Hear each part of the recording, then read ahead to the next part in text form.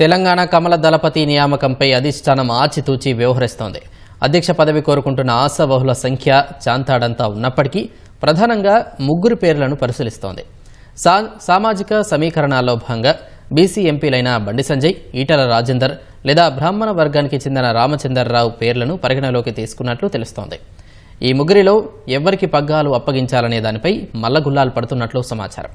ఈటల రాజేందర్కే అధ్యక్ష పదవి రాబోతుందనే ప్రచారం ఊపందుకోగా వైరు వర్గం మాత్రం మాకే వస్తుందనే ధీమాలో ఉంది.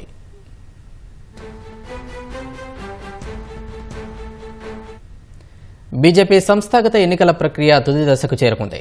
జిల్లా అధ్యక్షులను ప్రకటించనున్న నేపథ్యంలో రాష్ట్ర అధ్యక్ష పదవిపై తీవ్ర చర్చ నడుస్తోంది. పీఠం ఎవరికి దక్కుతుందనే ఉత్కంఠ ఆశాబహులతో పాటు శ్రేణుల్లోనూ నెలకొంది.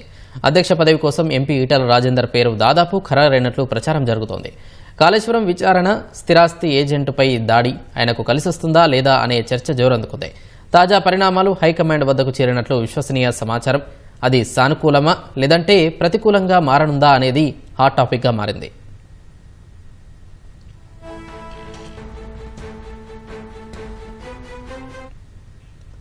పార్టీ రాష్ట్ర సారథి రేసులో కేంద్ర మంత్రి బండి సంజయ్, ఎంపీలు డీకే అరుణ, రఘునందన్ రావు, ధర్మపురి అరవింద్, మాజీ ఎమ్మెల్సీ రామచంద్రరావు ఉన్నారు.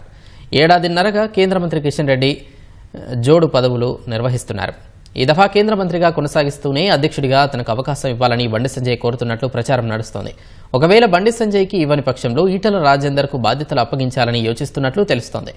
కిషన్ రెడ్డి సైతం ఈటలకే మద్దతు పలుకుతున్నట్లు విశ్వసనీయ సమాచారం.